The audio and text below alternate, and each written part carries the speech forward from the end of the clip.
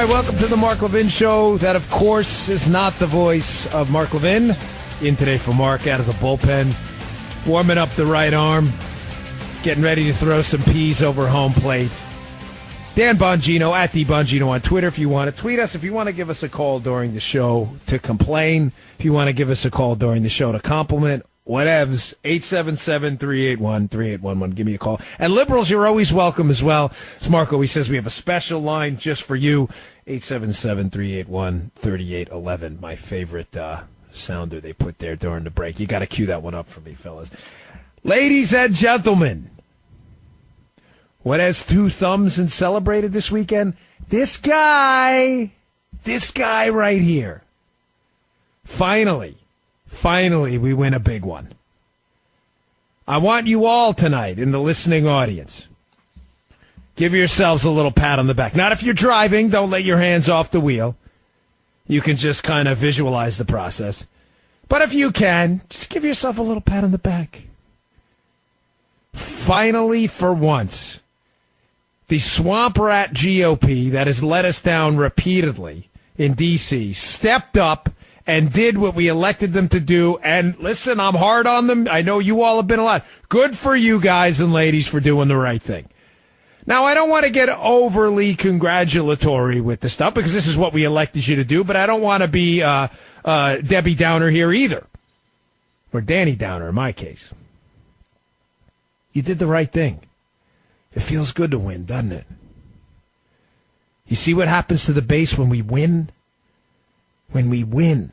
When we take one. When we drop an L on our political opponents. Do you see how that feels? Isn't it nice to go out in front of the base and finally not get booed? I'm sorry, but it's true. Some of you have let us down in the past. A lot of you have stepped up. We got a lot of good folks out there. Ted Cruz, Mike Lee, Rand Paul, Jim Jordan. We got a lot of great ones out there. But we've had some disappointments. But we had a nearly unified GOP besides Lisa Murkowski, who's not really a Republican. Lisa Murkowski's a waste of everybody's time in Alaska.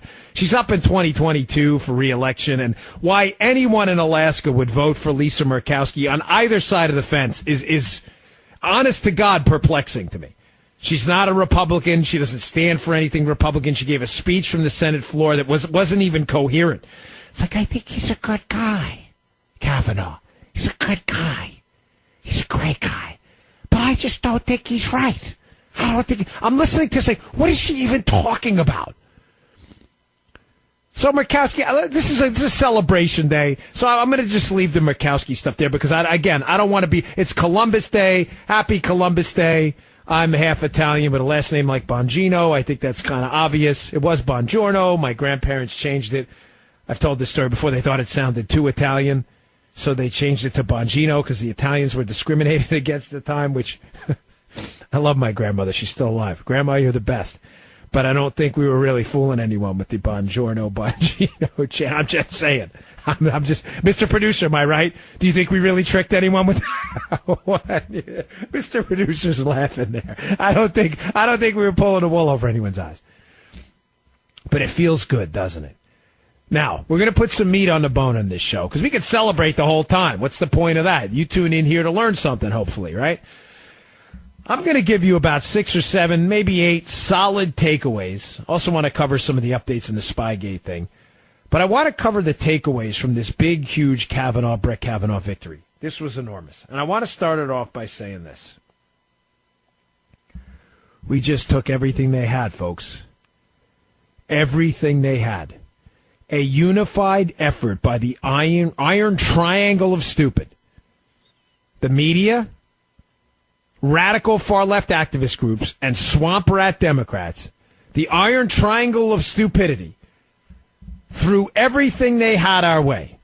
Single legs, double legs, rear mount, back control, mount, side control, elbows from the top, boxing, Thai boxing, Taekwondo kicks, everything they had, they threw our way. Paid protesters, unpaid protesters, every single thing they had in their Gatling gun of political weapons, they threw our way. And we still won. I know you're not used to this. I'm not either. We're used to winning ideologically because we do that kind of stuff. We go out and vote. We had the Tea Party revolution, but we're not used to a unified establishment GOP up on the Hill winning for us. You know, my show this morning, I covered this. Here are some small things. I got some piece of paper here. I'm the most disorganized show host ever. In my head, I'm organized, but my notes are always terrible because things just randomly pop up and I write them down. Here are some of the losses we've taken that you and I have fought hard for, but the swamp rats have abandoned us up on the Hill. Obamacare repeal. Social Security reform. Remember the second term of George W. Bush? Spending cuts in government. Matter of fact, ironically, we even got a sequester and we abandoned it. Planned Parenthood funding, still going. What else? I guess. Estrada, Miguel Estrada, Robert Bork. I mean, we've lost over and over and over again. And now finally this weekend, they stand up in a unified effort after sending every single thing our way. Even I had to say to myself, did that just happen? I know a lot of you, as you were watching the countdown to the vote, and forgive me, this morning I said quarters. I was thinking of a basketball game. But it reminded me of the Miracle on Ice hockey game. Periods in hockey. You're right. I'm sorry. I got 1,000 emails on this today. Periods. I'm not a huge hockey fan, but I remember that. I was very, very young. But I remember the game, and I remember the countdown. And I remember watching, I even remember like the movie with Kurt Russell. And the countdown, or the movie's even tense. Where the U.S. hockey team's playing the Russians, and that last period's about to end, and that 10 minutes lasted like 5 hours. The countdown to the Kavanaugh vote was the same way. We were all just waiting for one of them to screw us over. And outside of Murkowski, they didn't. So here's takeaway number one. We must own the libs. Sorry, folks. I'm done being diplomatic with them. These people have attacked us. They've attacked some of us actually physically. Of course, we had the Scalise incident. You've had people getting their MAGA hats ripped off. I have a guy in my neighborhood. I live in Martin County, Florida, which is a 50-50 Democrat-Republican split county. I've got a guy in my neighborhood, I am not kidding, who has told me multiple times he refuses to wear his MAGA hat because he doesn't want to get accosted. We have had people physically assaulted, drinks poured on him. We had that Charlie Kirk, Candace Owens incident. I mean, we had people up at the Supreme Court this weekend trying to pry the doors open with their nails. These people will not stop. There is no appeasing them. We must own the libs at every opportunity. Owning the libs has to be a lifestyle. I know some people find that, we shouldn't say that. We're going to offend some people. It doesn't matter. They don't care. I'm not talking about Heartland America Democrats who are reasonable people who are probably frustrated with a lot of what's going on in the country, too. That's not what I'm talking about. I'm talking about the radical left wackos, nutbags, Looney Tunes out there. There is nothing they should see but defeat. They must be, the ownership of the libs must be a lifestyle choice from this point forward. There is no turning back. There's no backing up. We must politically defeat these people everywhere. At the city council level, at the local level, at the state level, at the federal level. At every level possible, these people must be defeated and driven from office. These are not people who believe in liberty. These are not people who believe in the republic. They don't believe in a representative democracy. They believe in one thing and one thing only. That is the golden calf of pure, unadulterated state power. They believe this is a zero-sum game. They will take state power at the expense of your liberty. They don't care how they get it. They don't believe they abide by your rules. They believe they exist on a higher moral plane, and in that higher moral plane, the ends justify the means. They will do anything they can to separate you from your liberty, and they don't give a damn how they get there. And if you think for a second, for a moment in time, that the old rules apply, the old rules, we have to be cutesy, and as Republicans, they're going to accuse us of being racist, misogynist, we hate grandma, all that other stuff. I call it the istophobic phobophobes, right? You're a homophobe, Islamophobe, you know all the words. That's their old game. The old rules were, we have to apologize. Why? We didn't say anything racist. We suggested tax cuts. Tax cuts aren't racist. Yeah, but they said they were. So we need to apologize and back it up. And maybe the other side will like us. They won't like you. They hate you.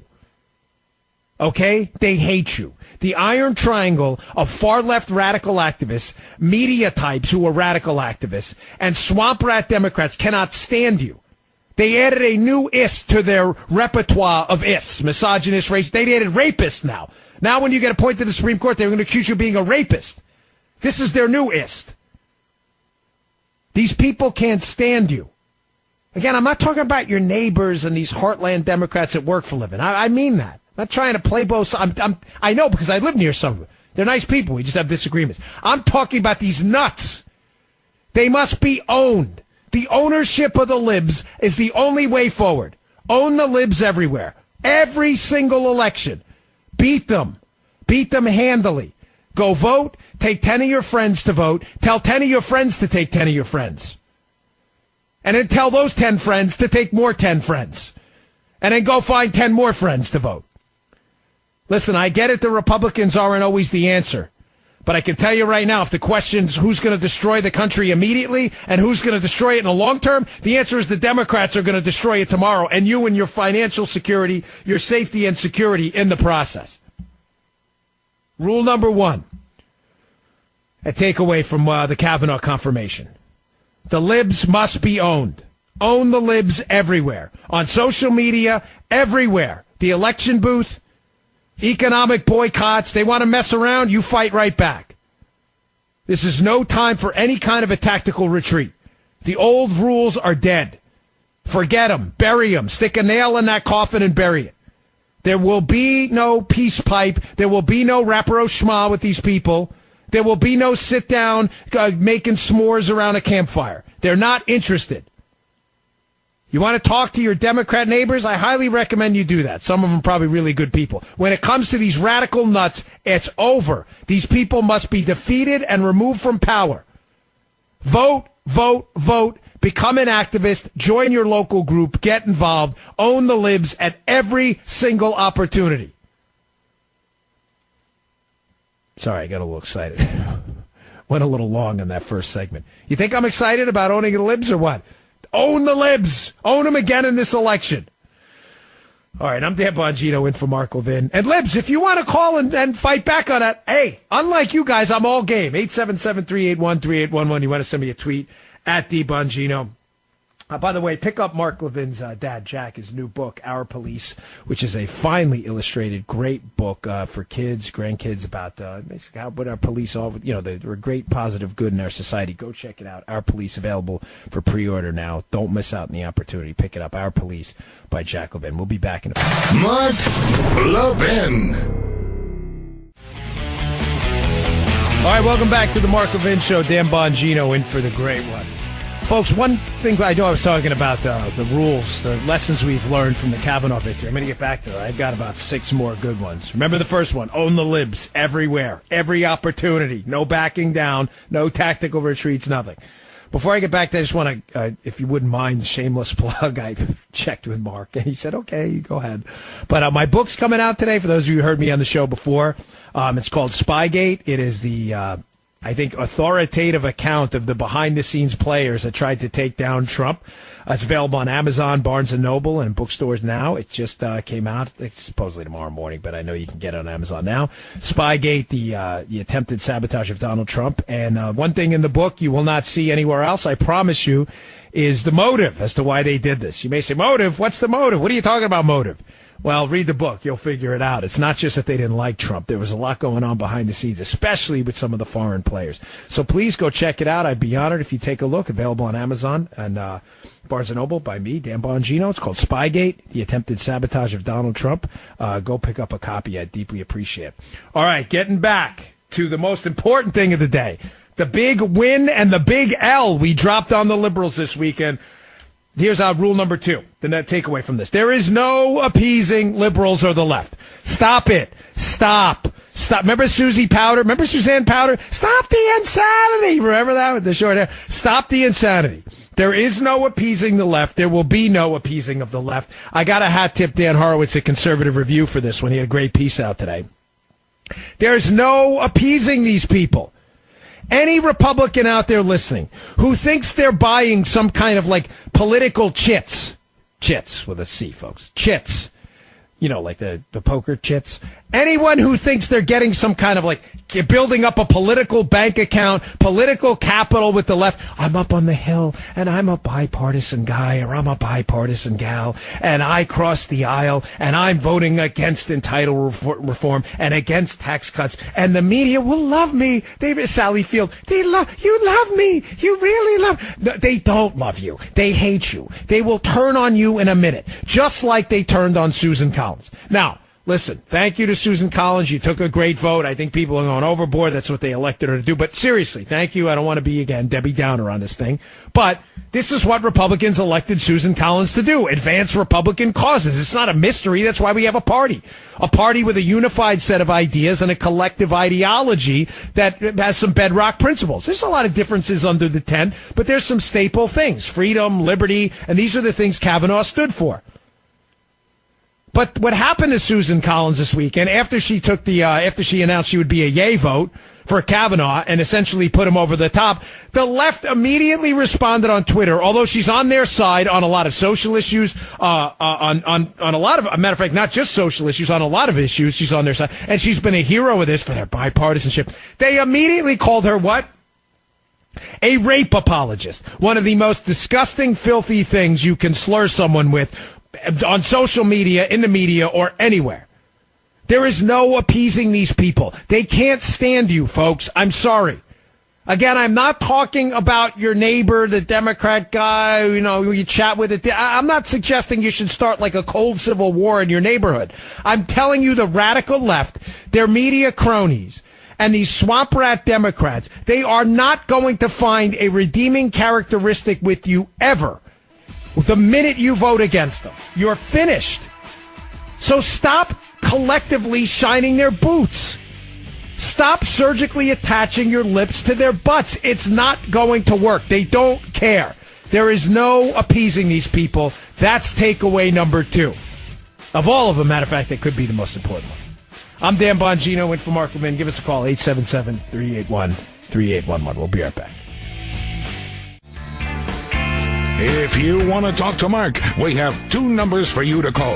For regular Americans, call 877-381-3811. For liberals, call 877-381-3811. You guys are great.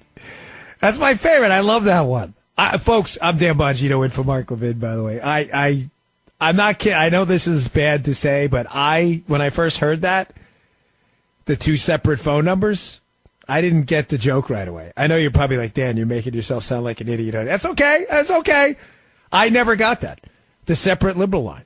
Conservatives, 877-381-3811. Liberals, 877-381-3811. It took me a few minutes to figure that one out. I remember the day I was leaving the Secret Service Dignitary Protection Division office. I heard Mark Levin for the first time. It was in the mid-2000s sometime on WMAL.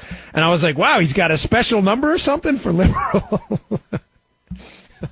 I know, I say that every show. Those of you who heard me fill in before, you're probably like, all right, enough with that joke. But I still like it. We do have some liberal callers, so hang out there, which are good. I like to balance it a little bit. Liberal callers call in. They usually advertise for us what's going on the left, so it's really good. So I'm covering the lessons learned from the big L we dropped on the left this week. The big L. Kavanaugh. They're freaking out, losing their minds, trying to rip open the doors to the Supreme Court with their bare hand. You think I'm kidding? I'm not even kidding. Go to Breitbart's Twitter feed. They have photos of protesters trying to claw the doors open, the doors to the Supreme Court. The door, like I'm from Boston. The doors open to the Supreme Court. It's crazy. It's how you think this is helping. I don't understand. So rule number 1 was we must own the libs everywhere. Rule number 2 to take away from this: there is no appeasing the left. Stop pretending. You're embarrassing yourselves. If you're a Republican, vote conservative. You will never appease the media. They will turn on you in a dime. Forget it. Rule number 3. The left blew a golden opportunity for them, not for us, to try to kind of cultivate Brett Kavanaugh over time. Say, what are you talking about? I read a piece this weekend. Forgive me. I think it was in Reuters. I'm not really sure. I should have the piece, but it was... I don't like giving a lot of these outlets clicks. It was a left-leaning outlet. But where the piece was actually interesting. And it said that Supreme Court justices over time, with very few exceptions, maybe in our time, Clarence Thomas and Alito, who have remained pretty staunchly constitutional in their time, but many over time who were appointed by conservatives, we've seen this before even with Anthony Kennedy in many respects, wind up becoming more and more liberal over time. And it described how this process mechanically on the ground happens. I liked it because I hate deeply philosophical pieces that don't give you meat and potatoes. It was great, but it said this is how it goes down. The law schools out there, which are largely liberal, start inviting them, and they get to give speeches. And, everybody wants to be liked, and it's good to have, the golf claps. You're so great. We love you. Everybody loves that. We're just human beings. We're all sinners at heart, right? And people love to be loved.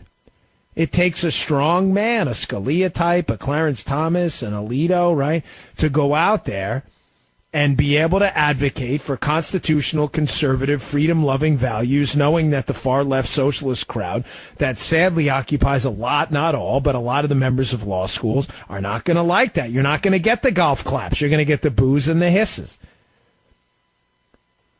So takeaway number 3 is the left blew a golden opportunity. It's great news for us. They could have had Kavanaugh, who, by the way, was a favorite of the establishment, too. He was a Bushy at one point. He worked in the Bush White House. I'm not saying they would have turned him. I'm not suggesting. I'm just saying their opportunity to turn them is now gone. Because you decided to do what? You decided to do the most disgusting thing possible and accuse the guy of being a gang rapist, which is pretty awful. Mark Show's a family-friendly show. I don't even know that's not one of those like FCC words you get. It's just such a disgusting thing. I know that there are people who are I don't even want them to hey, Dad, what does that mean? This is the kind of stuff we have to deal with in the left now. That now calling them a racist wasn't good enough. We had to replace the C with a P. Disgusting. But since they decided to do that, ladies and gentlemen, the left blew for themselves an opportunity at the law school appearances, the accolades, the awards. You can't very well say, and believe me, I'm not suggesting this was a good idea. This is disgusting what they did to him. But you can reasonably assume at this point that sadly, Kavanaugh will be probably protested for the rest of his life. If Kavanaugh or their family is listening at all, God bless you, brother, for sticking in there and fighting a good fight. You have made enormous sacrifices. And listen, I'm not anybody's preacher or anything, but I hate quotes because people always use quotes when they have nothing good to say themselves. But I can't say this one enough. Bernard Malamud, The Natural, the book that later on was made into a movie, Roy Hobbs' story. When he says, the path to true happiness is through suffering. We all live 2 lives, one you learn from and the one you live after that. Kavanaugh's done with life number 1, the one he learned from. He learned what the left will do to him. Now he's living the life after that. And he's figuring out that the path to true happiness and accomplishment is going to be through suffering. And sadly, folks, I mean this from the bottom of my heart. Sadly, Kavanaugh and his family are going to suffer the rest of their lives. Just like Clarence Thomas and his family have suffered for the rest of their lives. These are sterling individuals. These are patriots. Dedicated parents, spouses, coaches, people who've been through more than you and I can imagine in many cases. And for the rest of their lives, they're going to have to deal with liberal nut jobs saying the most disgusting, filthy things to them and their families. But they blew an opportunity because now Brett Kavanaugh's in life number 2. He's learned a lot from that first life. He's probably learned a lot from the last days of those first lives that ended on Saturday. That life is now over. He's now Justice Kavanaugh. And he's going to have to deal with the left for the rest of his life. Chokes me up a bit sometimes thinking about it. He's a good man. He's a good man. A decent human being. The people I know and I trust. I worked in the Bush White House. I did not know Brett Kavanaugh personally. I make no assertions otherwise. But I know people who did. And the people I know who knew him, I trust. I would trust with my car, my kids, my house, anything. They swear by this man. Swear by this man. What happened to him was an intergalactic embarrassment of the highest order. It was a cosmic imbalance of grotesque proportions. But they blew that. And now Brett Kavanaugh's in life number 2, where he understands what he was dealing with and what's been put behind him. Those doors, unfortunately, are now largely closed for him. But what's ahead of him is justice, freedom, liberty, and his seat on the Supreme Court bench to fight for those causes embodied in the Constitution.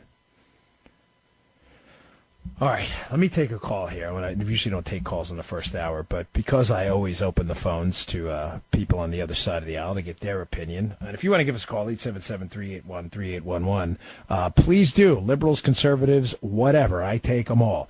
Let's go to Carl in New Jersey. Carl, what do you got for us? How are you? Thank you for taking my call. You're welcome. And being went on and on about Mr. Kavanaugh, Judge Kavanaugh, I listened to the hearings before all the stuff broke loose, and I and many of my liberal friends, educated, all agreed that he's perfectly fine to be on the court. All this other extraneous stuff was just nonsense, and people don't really listen to it. You don't look at how they're going to vote one way or the other. You're not supposed to say, the Dems lost something or the Republicans gained something. The country gained someone who could be impartial. That being said, sure. I wanted to object to your comment about your financial future in jeopardy if the liberals are in power. Sure. And and I said to your screener that the last time that we had a terrible economic downturn, it was under a conservative president, not. Who was the conservative president? We had a big problem in a recession. Didn't we have a bank problem?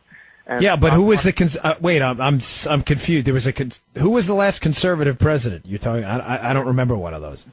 George Bush, Republican. Well, Carl, that's that. Listen, I appreciate your opening, and I promise I'll give you the chance to respond. I'm not trying to be a jerk, but I don't know if it's that you're liberal and you aren't really read in on conservatism.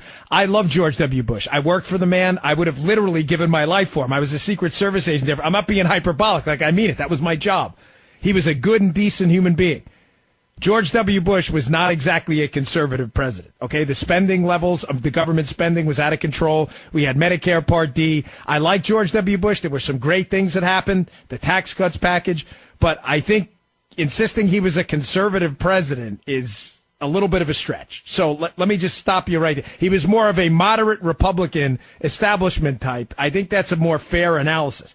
That's like me coming out and saying to you, hey, Barack Obama was a moderate. He wasn't. He wasn't moderate on any issue at all, and I think you know that. So go back to your point. Your point is what? That the economy went south under George W. Bush because of conservatism? Now, let me ask you a question, if you don't mind. What conservative ideal, whether it be limited government spending, limited government intervention in the economy, caused that recession? One word: deregulation. How exactly do you figure that when deregulation or the repeal of Glass-Steagall happened under Bill Clinton? The banks were all deregulated. Well, you're actually right, because I'm a historian. Yeah, I know I'm right, but Carl, the reason I'm right twofold is, number one, the deregulation you're mentioning happened under Bill Clinton, number one, and number two, tell me the commercial banks that went under, because liberals cite this talking point often. They say it was deregulation and it was the splitting of investment banks from commercial banks. So I always say to them, okay, well, explain to me what commercial banks went under as a result of the recession. Who allowed all the problems with the stock market and the mortgage industry and allowing? Wait, Carl, no, we can't get past. See, for me and you to have a back and forth, you can't just bypass uncomfortable questions. You said that it was a conservative president that had the less recession. I disputed that. It was a Republican president. Now, what I'm trying to suggest to you is the recession was not caused by what you said it was caused by, and I'd like you to acknowledge that. The deregulation happened under Clinton. That's just a fact. Well, the last nail in the coffin, you're right, was under Bill Clinton, and it happened for many years before that. Because what happens is when you have regulations, right, what happens is the ensuing administrations, left and right, who are bought and paid for by special interests over the decades, years and decades. Yeah, but Carl, your point you're making isn't even true. I'm asking you if the deregulation that commercial bank, the schism of the commercial and the joining of the commercial and the investment banks was the cause of the recession, then what commercial bank, there should be some evidence that a number of commercial banks went under. The answer is you can't answer because there's no answer to it.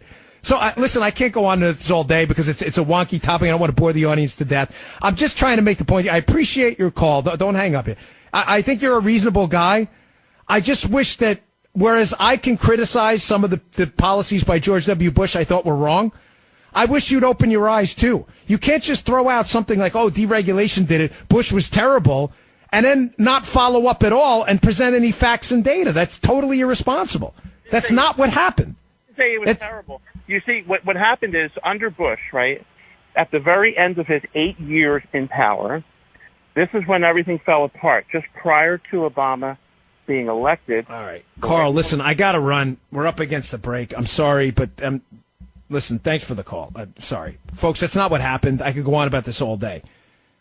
We lost because we had a cheap money problem. We had a bunch of GSEs, government-sponsored enterprises in Fannie and Freddie that incentivized people to buy homes they simply could not afford. That was the genesis of the housing crisis that rippled through the economy. Maturity mismatches. It's a very simple problem to observe looking at it in retrospect. And claiming it was a massive deregulatory effort that happened under Clinton, therefore the Republicans caused the recession, I'm sorry, is just completely, utterly absurd. All right, I'm Dan Bongino in for Mark Levin. I got to take a break. We'll get to some other callers. I promise you, 877-381-3811. We'll be right back. Mark Levin. All right, welcome back to the Mark Levin Show. Dan Bongino in for Mark. So we've been talking about the lessons, the takeaways, what we should have learned from Kavanaugh, the win, dropping an L on the left. Feels good. We took it all. We took everything they had. They fired everything they had downrange. There's nothing but smoke left, and we're still standing. Takeaway number 1, you must own the libs. Takeaway number 2, there is no appeasing of the left. Number 3, the left blew an opportunity. They will never be able to cultivate Kavanaugh now. With their law school speeches and all their public accolades, there's no turning him now. He's in life number 2. And life number 2 had some hard lessons. Life number 1 ended for Kavanaugh on Saturday. He's up. He's the Phoenix now. Rising from the ashes of the Democrat apocalypse they tried to bring his way. Now he's back. Here's takeaway number 4. And I hope the GOP's listening. I'm not talking about you voters out there. I know where you stand. I'm talking about the rule makers, the lawmakers, the elected ones, the bow tie wearers, the foie gras eaters, the cocktail party attenders. You better damn well do the right thing. You let us down before. You finally stood up. And look at it. Look at what happens when you do the right thing. This is a hat tip again. Dan Horowitz has a great piece in Conservative Review today about some takeaways from this. Look at what happens when you don't fold. The conservative base is bigger than you think. Here's been your strategic miscalculation in the past. For some bizarre reason, whether it's living in the elitist media bubbles and hanging out in the corridors of Washington, D.C., New York, and California, I'm not sure what it is. I lived in Maryland. I spent a lot of time in D.C. I'm guessing from my experiences, this is what it is. Whether it's gun control, I use air quotes there because it's really gun confiscation, high taxes or bigger government, you're under the assumption these are mass market appeal items because you hear it every single day in the bubble you live in, and you feel like if you take a stand on these items that, hey, listen, maybe we should cut government spending. We're kind of looking at going bankrupt. When? Like pretty soon? Like maybe in a few years? Oh, we can't do that. We can't cut back a dime of spending. There'll become some constituent group. Where? In D.C., where they pay lobbyists. That constituent group does not exist in the concentrated force it does in Washington, D.C., anywhere else in the United States. And you're under the assumption that doing the right thing, which is conservative, lower government, fighting for individual liberty at the expense of a bigger, more omnipresent government in every aspect of your life, you're assuming that's an unpopular position because you live in the bubble. Don't. Do the right thing. The real conservative base is bigger than you think. It is out there. That base showed up for Donald Trump. They will show up for you. They will get you elected if you do the right thing and stand on some principles. Stand up. Do the right thing. The right thing matters. I'm Dan Bongino, in for Mark Levin. We'll be right back. All right, welcome back to the Mark Levin Show. Dan Bongino in for the great one. You want to give us a call, 877-381-3811. As a reminder, Jack Levin, Mark's dad, his new book coming out soon, Our Police, which is a beautifully illustrated book. Your kids, your grandkids, celebrating our police officers, the gifts they give to us, putting their butts on the line every day. Check it out, available for pre-order now. Our Police by Jack Levin. Don't miss out. All right, so I've been going over the lessons learned from Kavanaugh. By the way, the White House ceremonial swearing in. He's already been formally sworn in, as happening at the White House right now. Swearing in. I'm not going to say who, but one time when I was in my last line of work, I was in the back of a car, and I heard someone talking about skydiving in the past tense, and they said I sco-doved. I'm not making that up. That's not a joke. I sco-doved. Never forget that. I've been talking about the rules, the new lessons we have to take away after the Kavanaugh hearing. Rule number 1, and I went over in the last hour, we must own the libs everywhere. No appeasing the left. Number 2, the left can't cultivate Kavanaugh now. They've already cut that off. They've ruthlessly attacked him. By the way, his family just sat down for the swearing-in ceremony to thunderous applause. Yeah, that's what it feels like to stand up in the face of a determined, malicious adversary and win and come out on the other side. Rule number 4, take away from this, doing the right thing fires up the base, and the base is far bigger than you can imagine. Ladies and gentlemen, you have no idea how many people in America right now, the conservative base is far larger than you can imagine, far larger, are sitting at home, dads, moms, uncles, baseball coaches, baseball coaches, grandfathers are sitting there with their grandkids or their children and watching on the couch nightly. They're seeing on their Instagrams and their Twitter and their Facebook, they're seeing these videos of liberals screaming at this, I'm not making this up, screaming at the sky. Remember that one? Clawing at the doors of the Supreme Court, dumping drinks on people's heads, attacking people. What we saw in Oregon today, the blocking of the street traffic by Antifa hitting people with bike chains. They are seeing all of this chaos right now. They are seeing this chaos, and Americans all over the country, I'm telling you, take it to the bank, are sitting there and looking at their kids and going, hey, Mary, Bobby, Carson, shout out to my friend's kid. That ain't us, buddy. You see that on TV? Yeah, that's not us. But, Dad, I thought you were Democrats. We were. But, nah, that's not us. Maybe these conservatives aren't crazy. That's not us. We don't hit people with bike chains. We don't steal people's MAGA hats out in public. We don't attack people in public for their political beliefs. They're looking at their kids. Remember that movie, The Crow? What is it? What is Brandon Lee before he died during that movie? Remember? They had thought it was a prop gun. It was a real gun. Yeah, The Crow. That was it. The Crow with Brandon Lee. And he says at one point to the heroin-addicted mother, he looks her in the face. He says, "Mother is the word for God on the tongue of a child." Listen, these kids are looking up to their parents, right? And they're looking at their kids and they're going, "No, that ain't us. That's not us." The conservative base is bigger than you think. We are on the right side of this. I made this same argument, not to get off topic here, but about the damage to the NFL brand. I promise this relates to this, just quickly. People have said to me with the NFL, but their ratings are creeping back up. No, they'll do fine. They'll do fine. Listen, folks, I'm not here to make this an NFL show that we've done that topic 6 different ways from Sunday. I'm just here to tell you that I personally know of probably 25 to 50 people who have tuned out completely from the NFL and who have made a point to tell their kids, watching people kneeling on television, time's up, we're turning the channel. We're watching the local news. We're not watching that. Why, Dad? Why are you changing the channel? Because we don't do that, son. We don't do that. We can disagree with these folks. They're free to speak out. Of course, it's a free country. We will vocally, vigorously defend their big R God-given rights to free speech. But we're not going to disrespect our flag. That flag stands for something bigger than them. And if they can't see that, then I can't watch. It's not just the damage now. It's the damage generationally.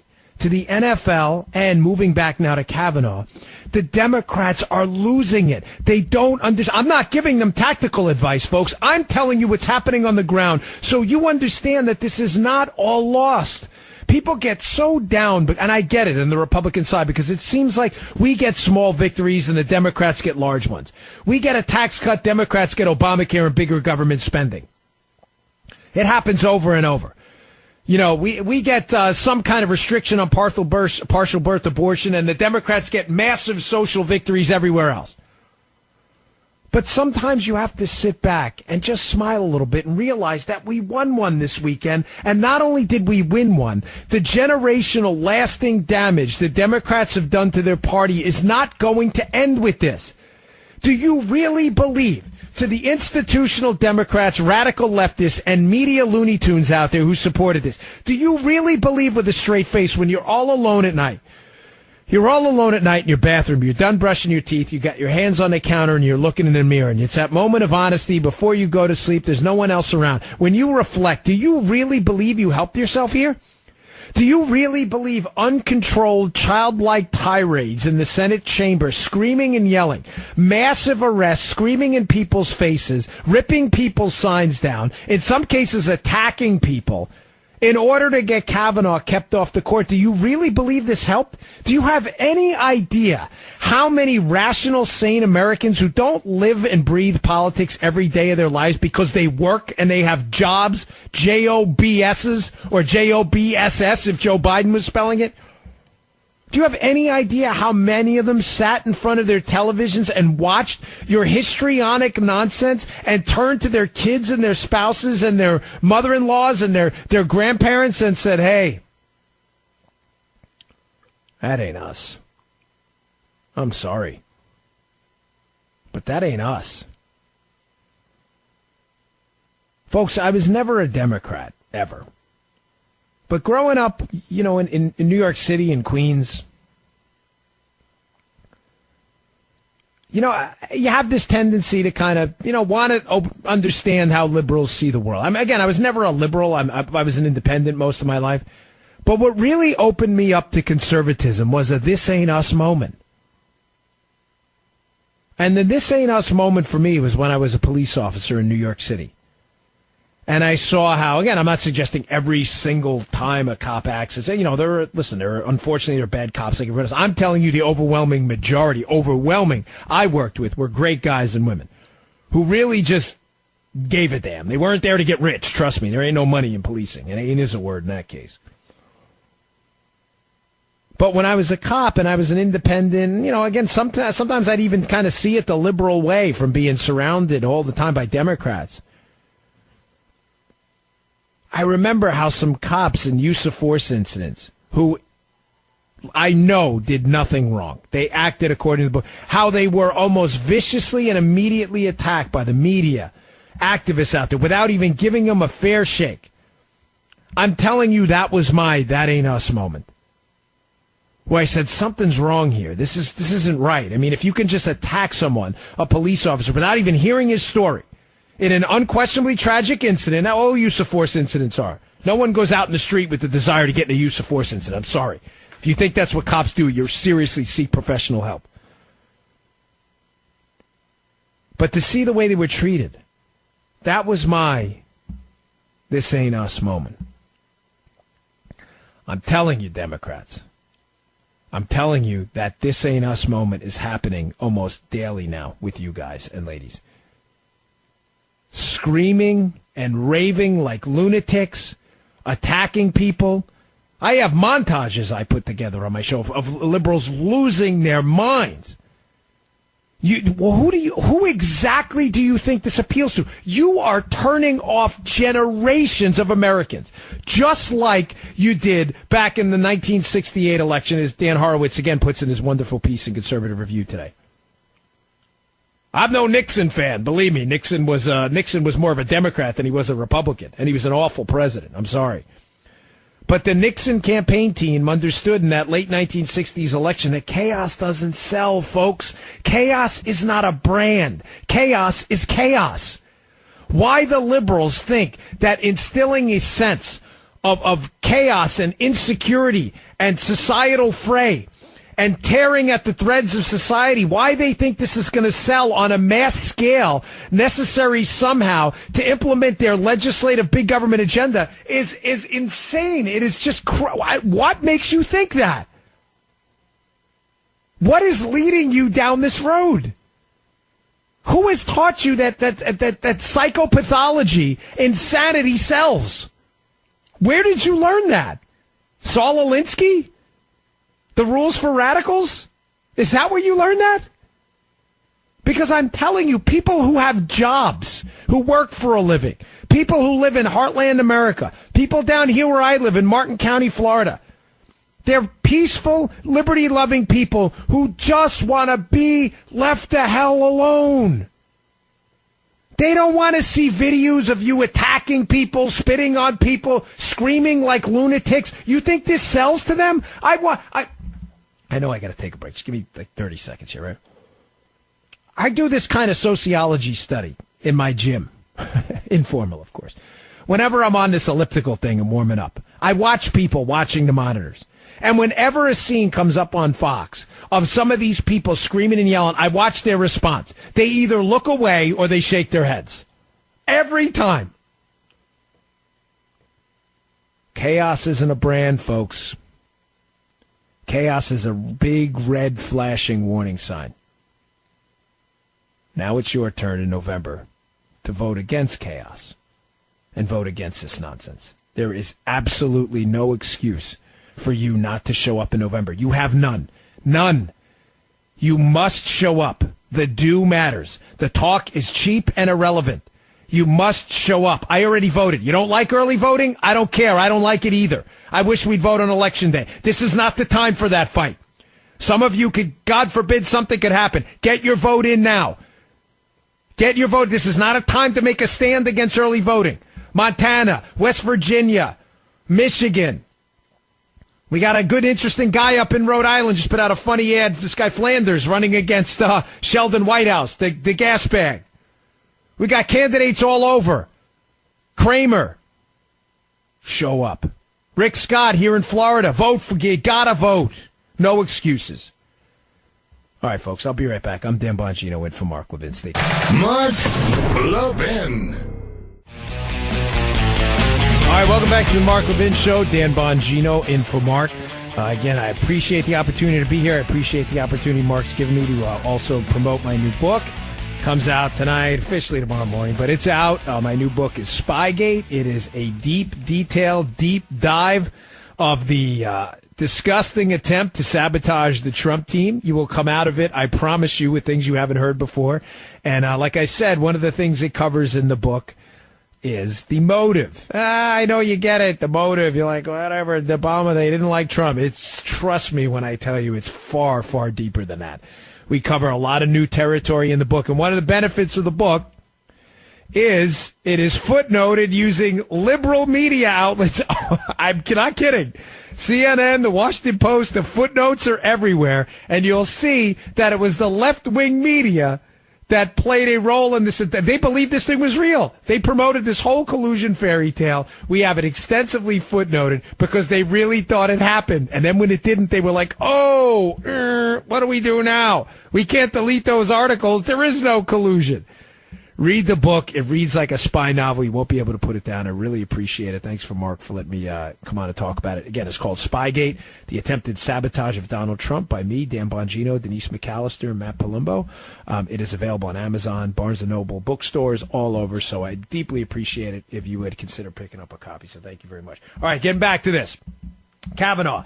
I've been going through all the rules. The last rule we learned from this is chaos doesn't sell. Chaos creates a bunch of that ain't us moments. And that ain't us moments are when parents and kids sit on their couches and look at the chaos on the TV and say to their kids, that ain't us. We don't do that, Johnny. We don't attack people's cars like you saw in Oregon today by Antifa. We don't do that. Chaos doesn't sell. The Democrats are destroying whatever brand they have left because they're marrying themselves to chaos. Chaos doesn't sell. Chaos is for chumps. All right, let me take a call here. I miss this woman. I haven't spoken to her in forever. Donna, in my old stomping grounds of Frederick, Maryland, can I assume you are listening on the great, legendary WMAL? Yes, I am, Dan, and it is so great to speak with you again. How the heck are you? I haven't spoken to you in probably 2 years. I know, and I pay attention to you. I love reading the links that you send to me. You're fantastic, and I thank you, and I can't wait to read Spygate. I'm it's on my to-buy I did list. not pay you to say that, right? Oh, man, I can't wait. And I just want to say one of the big takeaways for me was, I think a lot of people were not really as aware of how dangerous the radical left has become. And the masks went off, so we got to see it in real time. Donna, can I just stop you for a second? Because I love the point you just made. You've seen me on Fox a couple of times, I assume. I made this point on Fox repeatedly, that the gift of Donald Trump, the greatest gift he's given us as conservatives, has been his ability to make the left show their butts to everyone else. You just nailed it. You and I, Donna, I've been talking to you forever. When I used to host at MAL, I know who you are. You are read into this program 6 different ways from Sunday. Donna from Frederick, am I right? You always knew who the left was. And we did too. Oh, yeah. But people who work for a living, who don't do talk radio content all day, like it's what I do now, my job, they have jobs. They don't have time to pay attention to these people. Donald Trump has outed these people. That is can I just tell you, too, one more thing? There's a great piece at the American Thinker today. Forgive me, I can't remember the author, Donna, but it hits on your exact point. And it's the Democrats and Kaiser Sose. And it makes the point that the greatest trick the Democrats ever pulled was making people believe that the evil embedded in their radical left agenda didn't exist, just like Kaiser Sose. It's a great piece. Don, I got to run. Always great to talk to you. Sorry, I got to take a break. I'm Dan Bongino in for Mark Levin. Yes. Welcome back to the Mark Levin Show. Dan Bongino at the Bongino on Twitter, in for the great one. So I've been talking about the lessons learned from the Kavanaugh win, dropping the big L on the left. He just had his the formal swearing-in ceremony, although he's already been sworn in at the White House. Came into thunderous applause. Gosh, winning feels good. And I've been giving you the lessons learned from this. We're up to rule number, or lesson learned, I should say. I keep saying rule. Less because I'm so used to saying old rules, new rules. That's kind of my thing for those of you who know me from my show. But this is lesson learned. Lesson learned number 6. Democrats are now trashing judicial supremacy. Again, hat tip Dan Horowitz has a great piece on this at Conservative Review today. Folks, this is not a bad thing. Now, all of a sudden, the Democrats, that they have lost their bid to take over the majority on the Supreme Court, they thought they'd have a 6-3 majority with a President Hillary Clinton right now. Sorry, didn't quite work out that way. Now that it is a 5-4 conservative majority, and the swing vote is now John Roberts rather than Anthony Kennedy, who is I believe, more reliable conservative vote, I hope, in the future. The liberals are now attacking the courts. Now, listen, attacking an institution in the United States because you lost is not a good thing, but Horowitz makes a really good point here. Folks, liberals for years have had a really hard time doing one thing. They can't seem to get a national mandate for any of their hard left proposals to pass through. Think about it. Now, I'm not saying they haven't had big wins. They've had the stimulus, Obamacare. Let's not put our head in the sand and pretend that didn't happen. But the big ticket items, the liberals, abortion on demand, basic income, Medicare for all, these are big ticket, big, monstrous platinum and gold winning items for the liberals. They have no national mandate for. They wanted a national mandate for gay marriage, wherever you stand on it. They couldn't get it. States were knocking it down. They were putting it on referendum. They were losing. Liberals, as a backstop, have always relied on the courts and legislators in black robes who pretend to be judges to pass those items. Why? It's very simple when you think about it. It is a very simple mathematical equation. Do you want to have to convince 100 million Americans in a presidential election to vote for your candidate along with your House of Representative members and your Senate members? Or do you want to convince one or two judges in a black robe who consider themselves swing voters to do it for you? The answer is obvious. They have always relied on the courts because it's easier. Just get a bunch of liberals pretending to be judges on the courts who choose to legislate from the bench, and you don't have to do the hard work of knocking on doors, getting elected, and telling people why you think government controlling their health care when they can't even run the damn DMV, or whatever the DOV is. They can't run that either. Convincing them that that's good for them. You can't. There is no popular mandate for it. So now that that avenue to the Supreme Court has been cut off for them, they're starting to... Now, I want you to screenshot all of their tweets when you're out there on Twitter. Them saying, the Supreme Court, it's not legitimate. Screenshot all of this. Because there may, unfortunately, become a time when they take back a majority on the Supreme Court. And I want you to fire all those screenshots back at them on Twitter. Hey, look at this. Remember when you said judicial supremacy in the Supreme Court didn't matter? Now, it's not going to matter. You're not going to change your mind. These people don't stand for anything. It's not like there's actual principles. Their principle is power. They worship the golden calf of government. That is what they do. Their national pastime is genuflecting before the altar of big government. Whatever means they have to use to get there doesn't matter. But another lesson learned from this is if the Democrats are going to attack judicial supremacy, we as Republicans should say, hey, there's no need to make this personal. The courts do have a constitutional role. But you know what, libs? You don't think the courts should be deciding things? Yes! Welcome to the party, pal, as Bruce Willis said in Die Hard. Come on in. BYOB. Bring it. You're welcome. We don't believe that either. We believe in a constitutional republic. To do the hard work of legislating, you have to elect representatives in a representative democracy that are going to go vote for our values. The fact that you can't do that, Lib, sounds a whole lot like your problem, not ours. We haven't had any problem getting tax cuts passed through because we believe in economic liberty. We've had a lot of problems slowing down the growth of government, but we've had some victories, not a lot, but some. And it's been hard work. And people have to take votes. But they don't want to take votes, liberals. They want to pass it all off on the courts. Why do they not want to take votes? Because, ladies and gentlemen, think about this, right? Why do liberal elected representatives, whether they're in the House of Representatives or the United States Senate, why do they not want to actually take votes and pass off all the hard stuff, abortion, gay marriage, onto the courts? Why? Because, folks, where do you think taking a liberal vote on a national gay marriage referendum or abortion referendum, no matter where you stand, where do you think that would have... Do you think in heartland America that there's overwhelming popular opinion for abortion on demand out there across the heartland of America outside of, say, Illinois, Maryland, New York, and California? I would venture to say probably not. But there are representatives and U.S. senators out there. They don't want to take those votes.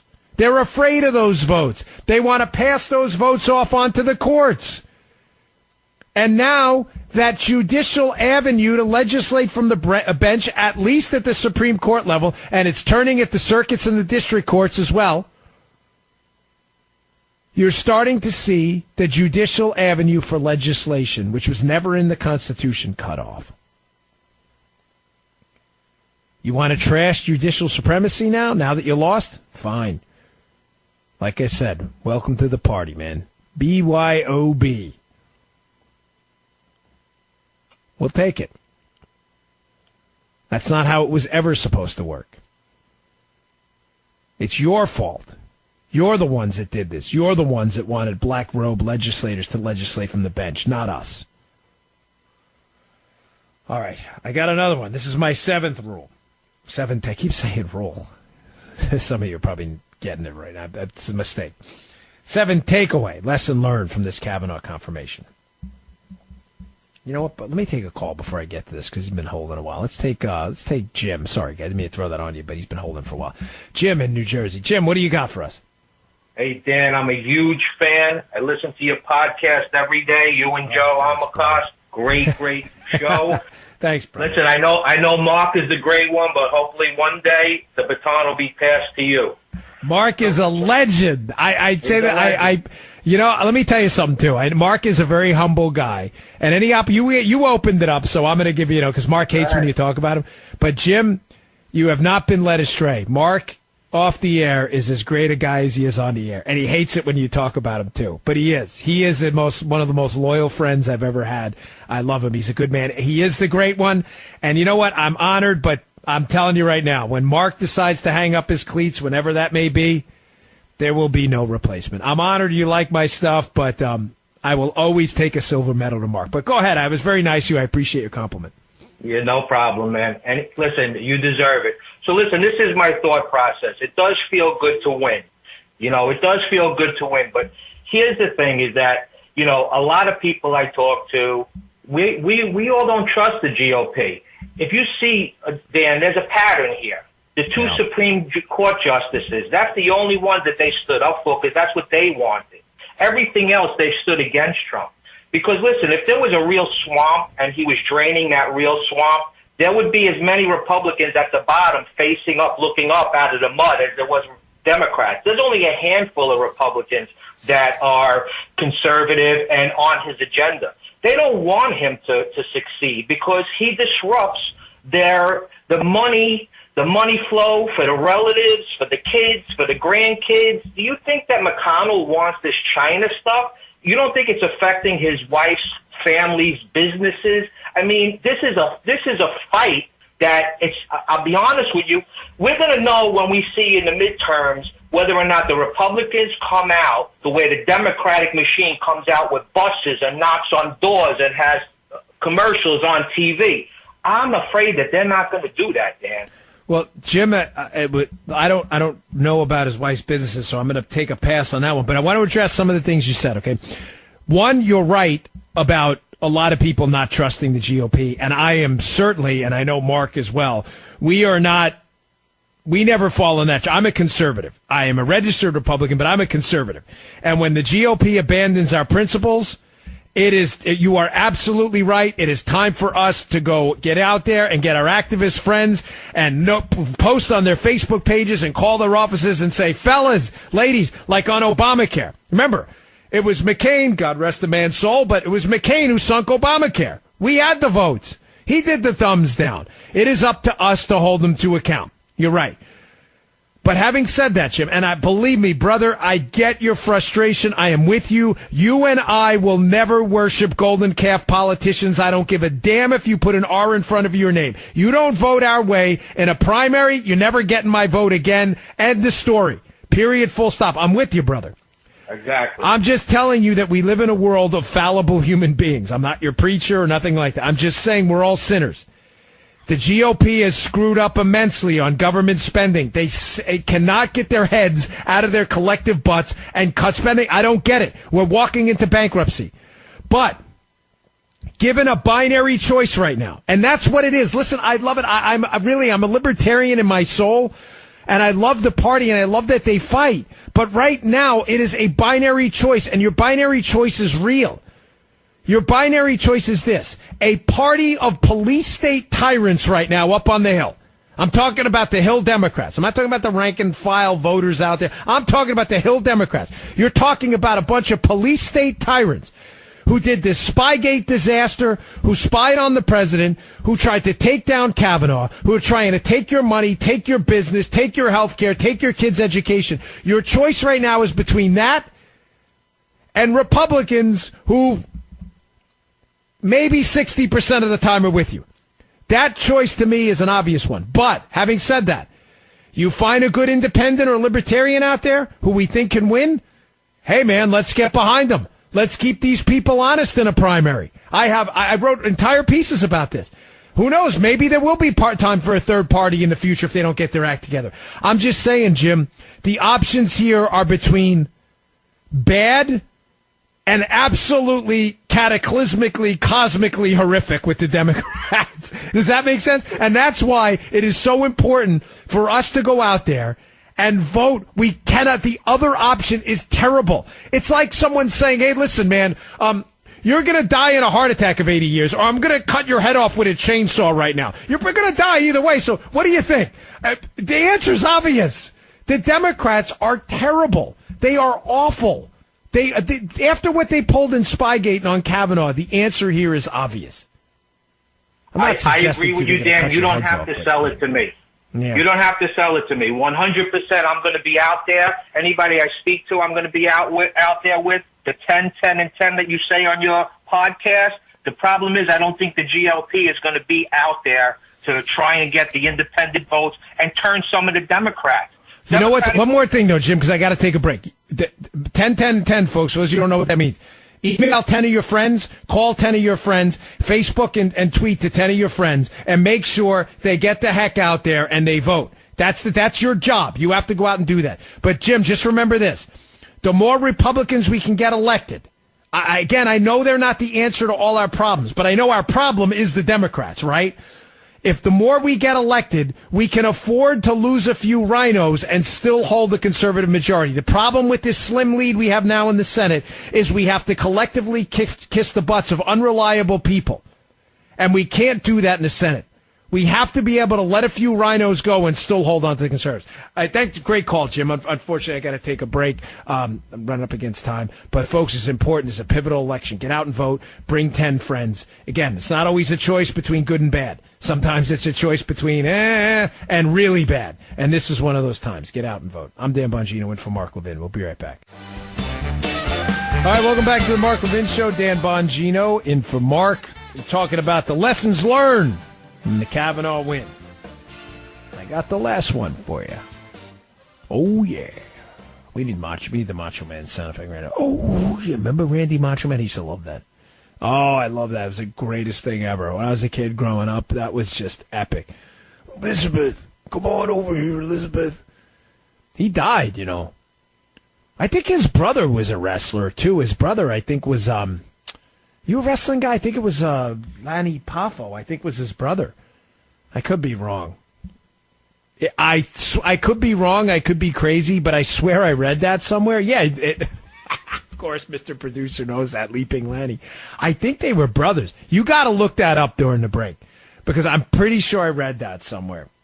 But yeah, Randy Savage. But winning feels good. So here's the final takeaway from this. The final takeaway, unfortunately, I'm going to leave you on a little bit of a macabre note here. This is not necessarily a good one. Folks, the liberals think they were screwed. Bad. They weren't, but listen, we handle things by the numbers. The liberals love chaos. We don't. We love the Constitution, law, order, and the Republic. But liberals legitimately believe they were screwed over. Now, why does that matter to you? And why would I say that as a lesson learned? Because, folks, they are not done. Now, why do they believe they were screwed? They still believe the Merrick Garland nomination. They believe the Merrick Garland nomination was theirs, that seat belongs to Merrick Garland. At a minimum, that seat belongs to a Democrat appointee. Although, let's be crystal clear on this for all the liberals who are confused about what happened there. The Mitch McConnell was simply following a precedent already laid down by both Schumer and Joe Biden himself when he was in the Senate in his early days, and that in the last year of a presidency, the Republicans had won the Senate. They had the Senate. They owned control of the Senate. The Democrats didn't want George W. Bush or a Republican president, George H.W. Bush at the time, when Joe Biden gave the speech to nominate someone in the year of a presidential election because they felt that the public should vote on the president and the president should be able to pick someone. They feel like they were screwed. They weren't. We won. Winning feels good. But I say that because they're coming back. They're not finished. Don't think for a second they're going to take any of this lying down. I'm Dan Bongino at the Bongino on Twitter. And for Mark, 877-381-3811 if you want to give us a call. We'll be right back.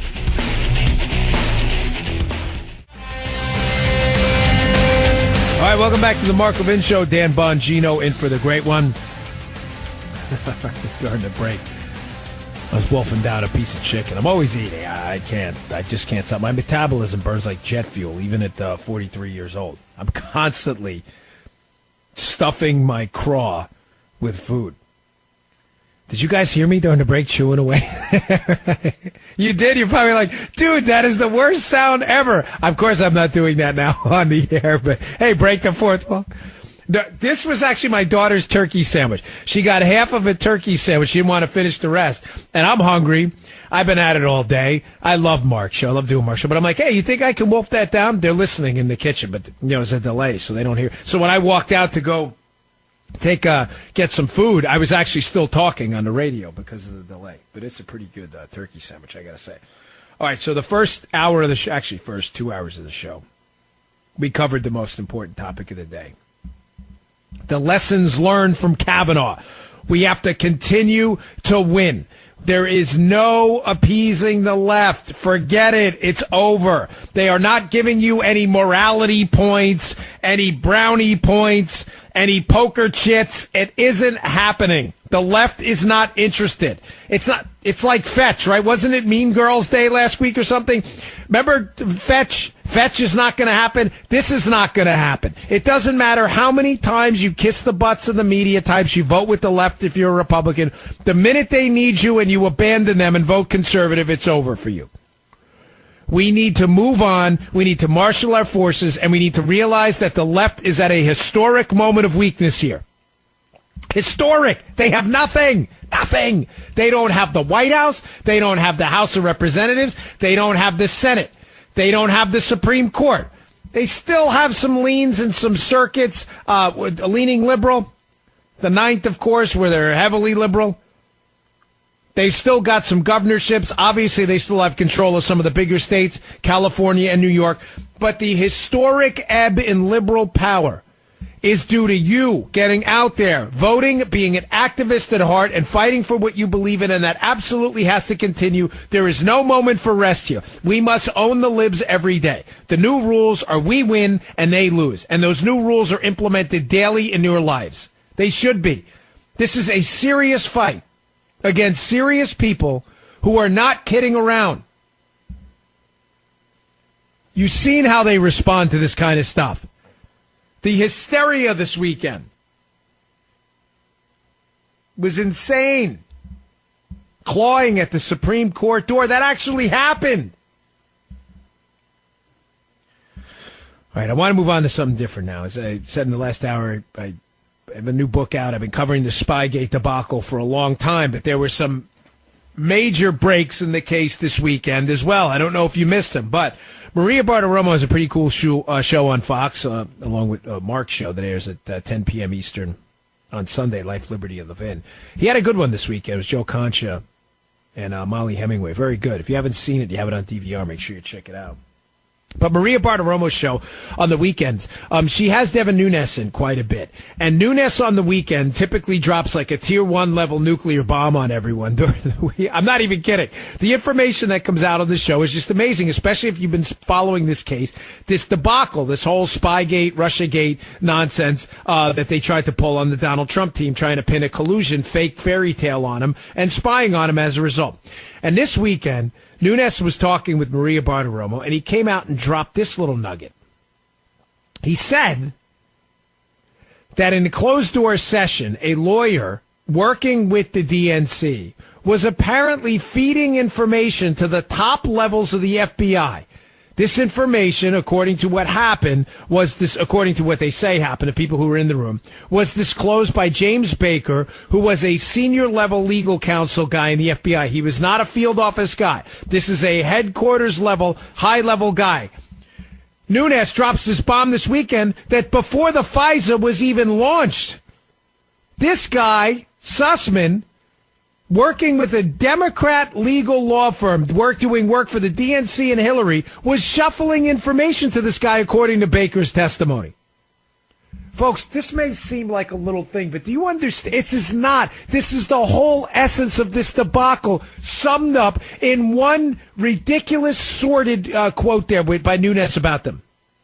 This guy, let me just explain it, because I get excited talking about this sometimes, because it's such a disaster. And I think,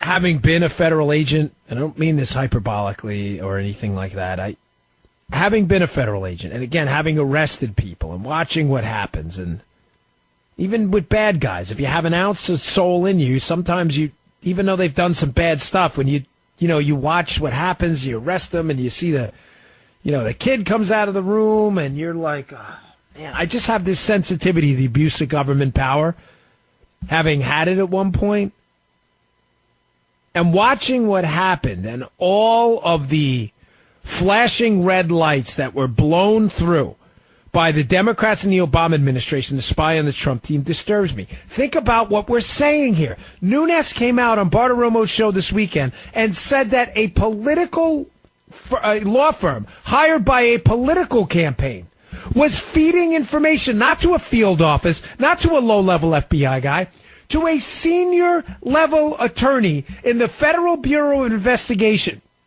for the explicit purpose of spying on a presidential candidate. Folks, the Spygate disaster is really 3 sub-scandals, right? It's the information superhighway. I'll get to that. It's the spying scandal, the coordinated effort to actually use intelligence assets to spy on a political campaign.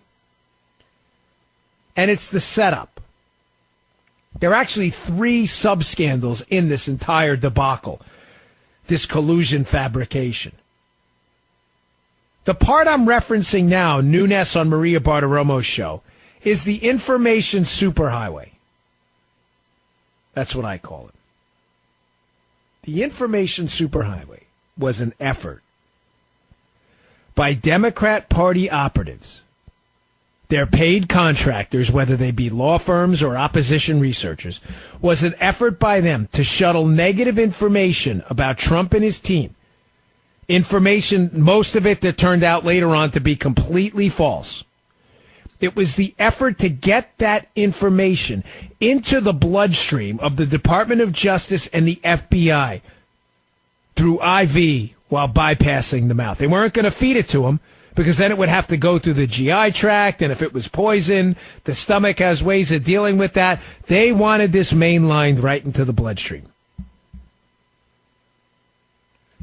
They needed to bypass all of those body protections that the DOJ and the FBI have.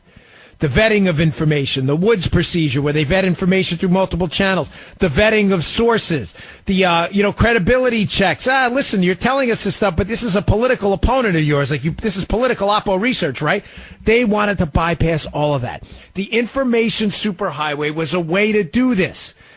The way to do it was to go right to the top of the FBI and not to the field office guys, the guys actually doing the hard work, investigating the kidnappings across state lines, the bank robberies, the terrorism cases. They didn't bring their information to them. They brought their information to the top level guys, the suits who they knew were politicians before they were cops. And they bypassed all of those legal protections. They did it into the FBI through what Nunes revealed this weekend, by shuttling this oppo through a lawyer right into the top levels of the FBI. How did they do it in the DOJ? The information superhighway was obvious in the DOJ. They mainlined it right to Bruce Orr, who was the number 4 official in the DOJ, who was actually meeting with Christopher Steele, who was paid to do this. What Nunes revealed this weekend was a pivotal key piece of information. What makes this even more devastating and more profound? Because I get it. I totally understand where the libs are going to go with this. So what? A guy had information. People pass information all the time. No. That's not the way that works. They'll typically pass it to a field office that will investigate. They'll vet the information. They'll go into a court of law. There'll be a grand jury. At some point, there will be some adversarial hearing, either at some initial appearance later on or a trial. That's not what they did. They walked into a FISA court where there was no ability for the Trump team to defend themselves at all. They brought information that was paid for by the Democrats. And the real kicker here. The Bureau lied about it. Jim Comey and others insisted that they didn't know where a lot of this information was coming from. They didn't understand the political origins of it. Ladies and gentlemen, that is clearly a lie, a fabrication at this point. That is clearly made up. They were meeting with a lawyer who was being paid by the DNC. It was a fabrication. It was made up. It was nonsense. Why would the Bureau lie about it, these upper-level managers, if they had nothing to hide? This question answers itself. The information superhighway. It was an effort to bypass all of these protections, folks. This case is disgusting. It is a grotesque abuse of power.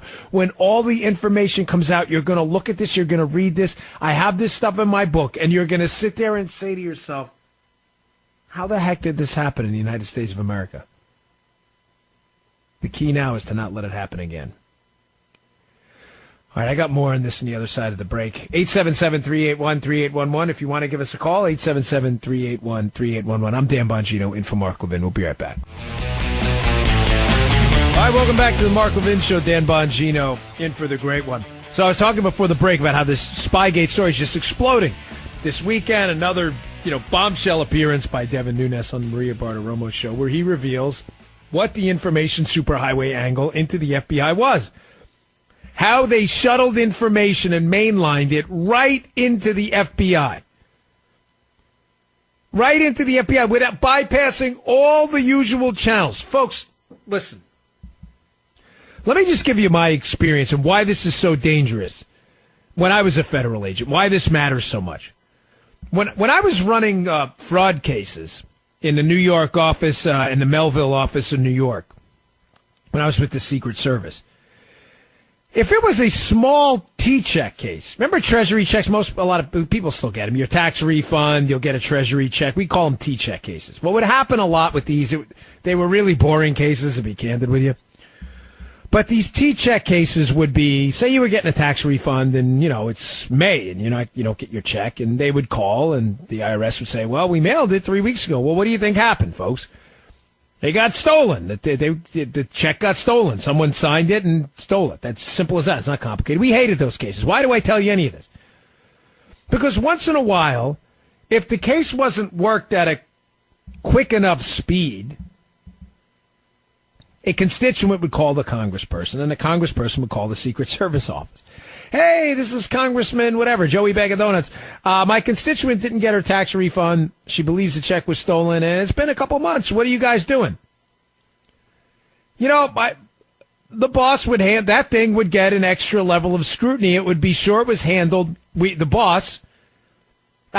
Listen, I know I hate to make it out like there's a bourgeois class and a proletariat, but really, sometimes, sadly, these connections matter. I wish they didn't. I wish everybody was treated equally. I'm not here to lie to you, though. I'm here to give you the truth. Those cases would get handled by the book because it was the congressman calling. They had to take care of it. But they would always be by the numbers. What's so deeply disturbing about his Spygate case is the guy was running for president of the United States, Donald Trump, President of the United States, and instead of handling it by the book, hey, we're going to look at this information, where it came from. We're going to run down all of these leads. We're going to make sure these leads are legitimate in this dossier before we do any of this. It's going to be by the book. It's going to be documented. They did the exact opposite. They took the book. They ripped out the pages. They used it as toilet paper. They broke their own rules in their own dialogue, their investigative guide. They broke their own rules for verifying information in the Woods procedure. They crapped all over due process. They made no effort to handle this thing by the books at all. Now do you see, as being a former Fed myself, why this case really, I want to say something that upsets the hell out of me? Because I actually did this kind of stuff. Not spying on presidents. But it's really, really irritating that the consequences that were at stake were so enormous. And for a Treasury check case, we dotted the I's and crossed the T's. You guys didn't do it while spying on the President of the United States? What planet do we live on? This is crazy. All right, let me take a call. 877-381-3811 if you want to join the show. Tom in Cape Coral, Florida, an area I know very, very well. How are you, Tom? Thanks for joining us. Yes, sir, Dan. Thank you for taking my call. My wife and I voted for you. Oh, thanks, brother. 50,000 more, we would have won. Yeah, right. Listen, politics are rough business. But, hey, listen, when you win, you win. When you lose, you take it like a man and you move on. So I appreciate your support. I was trying, man. I was trying. I was telling everybody. Watch it. There he is right there. He's on Fox. There he is. That's him. He's good. Thanks. Anyway, before I get to my main question I have about the FISA warrant, you're one of the best. Wow, thank you, brother. Filling in for Dan. I really enjoy you. Well, thank you. When a guy's called the Great One, it's tough to fill in for him, But I appreciate that. I understand that. And he's got I only got a minute left, though, so you got to squeeze your question in here. I live on the road of Ham and Eggers, we call them, and on Friday night, we blast God Bless America at 9 o'clock. It starts our weekend. Is there any way that you can do that when you fill in? No, that is a Mark Levin special. That is for. Listen, I love it. I love it but that is Mark's. You know what's funny, Tom? I got to let you go. Unfortunately, I'm up against a break. I promise. I know your question. I'll answer it after the break with the FISA, but. I get that question a lot when you fill in on Friday. Mr. Producer was in my ear right away. Nope, right? That is Mark's thing. Mark loves that. He loves this country, but that is Mark's signature thing. And for as much as he loves it on Friday nights, that is Mark's thing. That is the one question I get more than anything about filling in here. I'm so glad you asked. I'm Dan Bongino. We'll be right back. All right, welcome back to the Mark Levin Show. Dan Bongino in for the Great One. 877-381-3811 if you want to join the show. At the Bongino on Twitter. If you want to tweet, compliment, criticize, whatever you got, I take them all. So I had Tom on before the break from Cape Coral, Florida. As someone told me, called it once Cape Coral, Florida. Cape Coral, Florida. I get it. I'm just saying. I thought it was funny. He was going to ask about the FISA declassification. Unfortunately, we're up against a break, but when is it going to happen? The full declassification, which Trump already ordered and then dialed it back a bit. Folks, I don't have any easy answer for it, for that question for you. I just know the information is going to be absolutely devastating. I know that because the Democrats are not calling for the declassification of the FISA. And when the Democrats are trying to hide something, it typically means that it's going to expose the entire scandal. And again, having put 2 years of research into this book, I take that back, but I don't want to say 2 years. It wasn't 2 years, about a year of research into this book. I'm pretty sure it's going to get ugly really fast, and I think what it's going to expose is that information superhighway I told you about. The bypassing of traditional channels to get information to the upper levels of the FBI, where people with political connections would act politically and not in a law enforcement manner. That is ultimately the big scandal here. Now, I told you we'd I had a few conservative callers. Let's hear from the other side of the aisle. From Baltimore, Maryland, we have Mike making an appearance on the show. Mike, what do you got for us? Hey, how you doing? I'm doing good. How are you? I'm doing pretty good. Listen, I just want to let you know I never call into radio shows. And when you were on the ballot in Maryland, I didn't really know your name. And then I started seeing you on Fox News, and I was like, this guy is the bomb. Then I get in my car tonight and I hear this voice that sounds familiar, and I'm like, oh my God, who is this? And then it turns out it's you. So I had to sort of fib to get on the air with you because I just wanted to tell you how awesome I think you are. Mr. Call Screener, look at this guy. Let me tell you something, Mike. That's a clever technique. Mr. Call Screener is one of the finest on the planet. That is very nice. I accept your compliment. But you're supposed to be arguing with me here as a liberal. Just play. Oh, do me a favor, Mike. Let's play a little game here. For a second. I love you to death. Thanks for the compliment. Mr. Call Screener forgives you, I promise. I know you're a big Mark Levin fan, too. Just play a liberal for a second. What you were going to say, right? Here's what it says on the call screen. So I want you to just act like, I know it's hard, you're a rational guy, but I want you to act like an irrational maniac for a minute. So you were going to say, it's ridiculous that we have Brett Kavanaugh on the bench. Too many allegations. We don't need any doubts behind this guy. This is terrible. This wasn't a criminal court trial. This was a job interview. Right, Mike? Isn't that what you were going to say, wink and a nod? That's how I got on the air, so yeah. Well, I'm obviously not arguing with you. I know you're making that up. But let's just say we were. It isn't a job interview, which you well know, Mike. This due process applies everywhere. This was not a job interview in the traditional sense. What job interview? I can't believe I'm arguing with a guy who's a conservative who pretended to be a liberal. But what job interview anywhere in the world are you allowed to present 12 years of work-related experience like Kavanaugh did sitting on the D.C. circuit courts, all of these opinions, right? And then someone at the last minute says you're a gang rapist, produces no evidence that that's actually true, tells it to a creepy porn lawyer, and all of a sudden the job goes out the window. The answer is nowhere. So it's complete, total nonsense. But, Mike, thank you for the call. Thank you for the compliment. Thank you for playing fake liberal for a minute. Mr. Call Screener, man, he got you, buddy. That never happens. You're like the human polygraph test of talk radio. Well, it is tough though sometimes. Mark's show is one of the most popular radio programs in the country, and sometimes it is hard. All right, let me take another call. Let's take who do we got up there? Who do you think is good? Yeah, all right. Let's go to Matthew in California. I love California. By the way, I'm headed out there soon to Politicon if any of you are going out there, so stop by and say hello. Matthew, what do you got for us? Hey, what's going on, man? I want to play angry blue-collar worker who goes to work every day and watches the elitists get away with criminal bullcrap.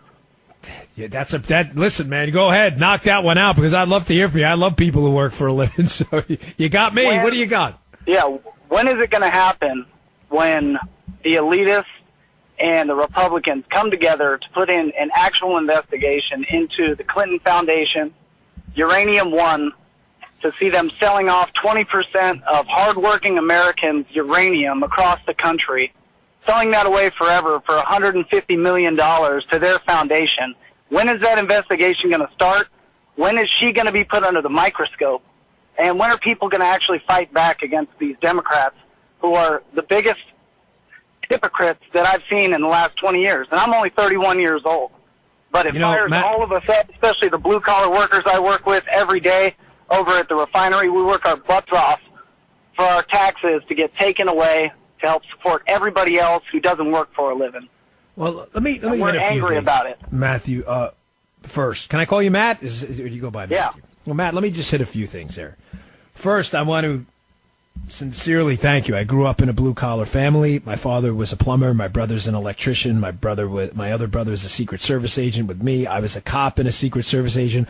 I didn't see my first six-figure salary till I was well into my deep 30s in my life and was working my butt off for it, too. We used to eat bologna sandwiches for dinner growing up a lot, so I'm with you, brother. And I remember guest hosting at a radio station, WMAL. I tell this story a lot. And I'd drive in the morning, and I would see these truckers on the road and sleep, because it was a morning show. So I'd be on the road at like 2:30, 3 o'clock and sleeping, thinking, gosh, these guys got a tough job. These women out there and these guys that do this, they work hard for a living. I mean, I was a grave digger growing up.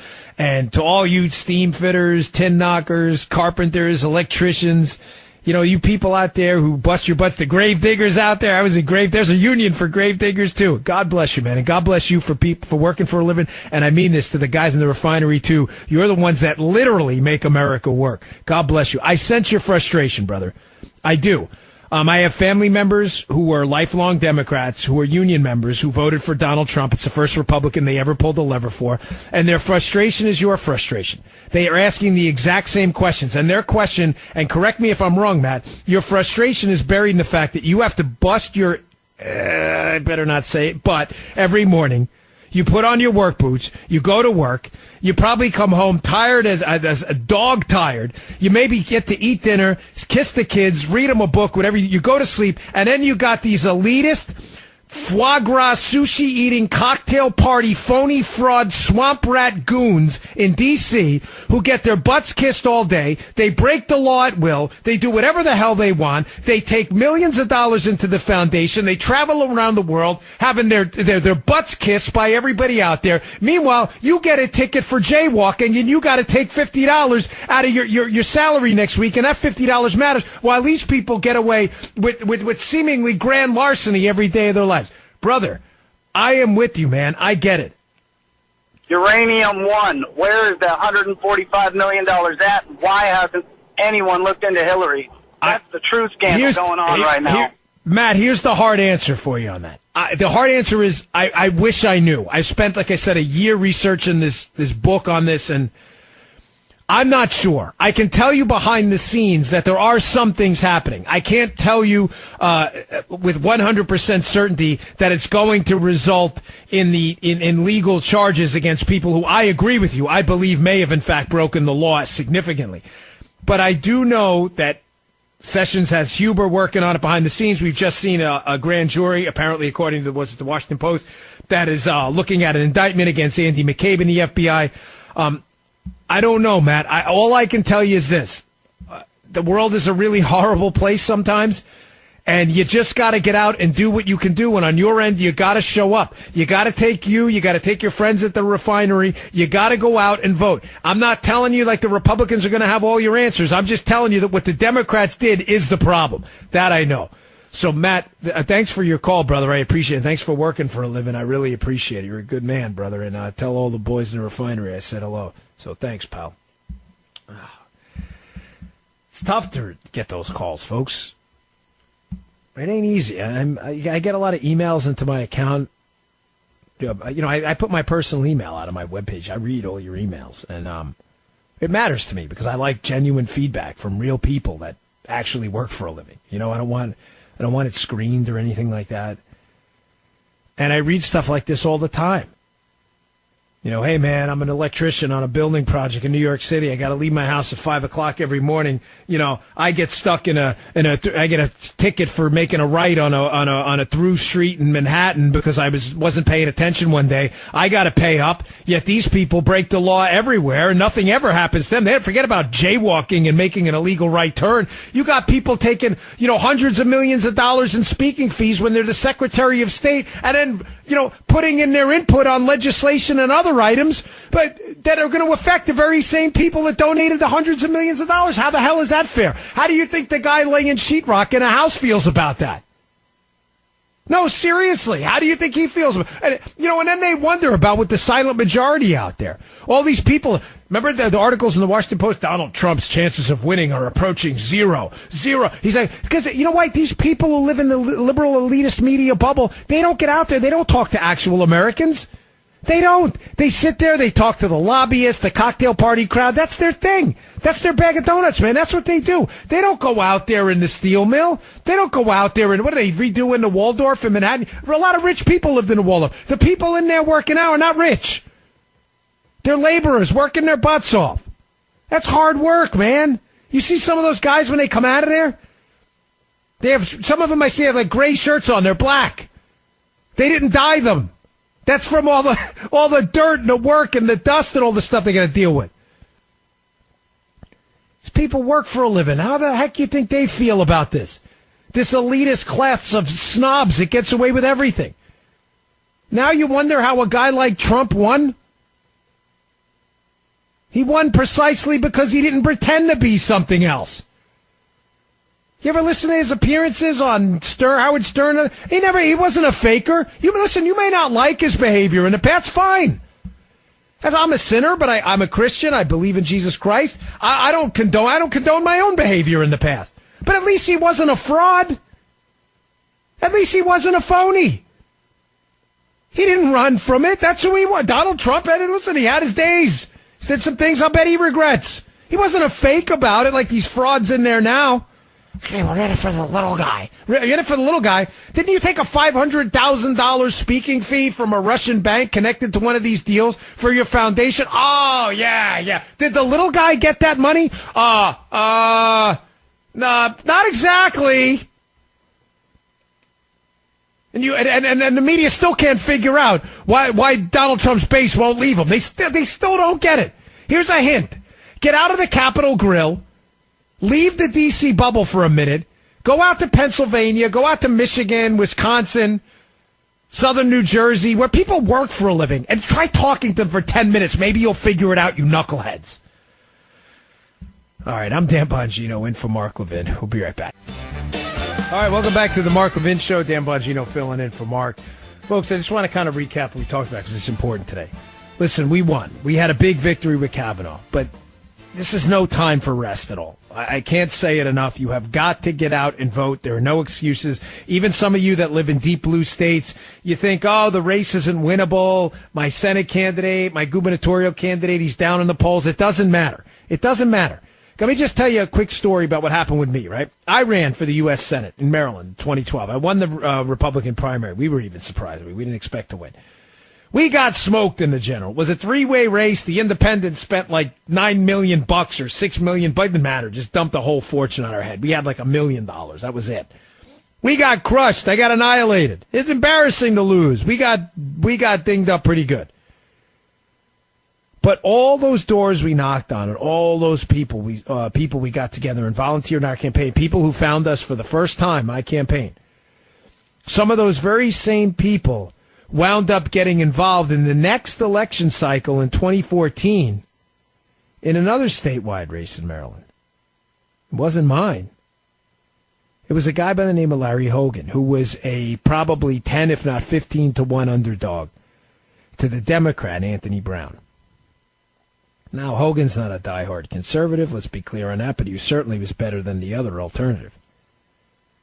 A lot of those people went on to volunteer for that campaign. I'm not in any way taking credit for his victory. Please, I'm not that presumptuous. I'm simply suggesting to you that I know the people who did it.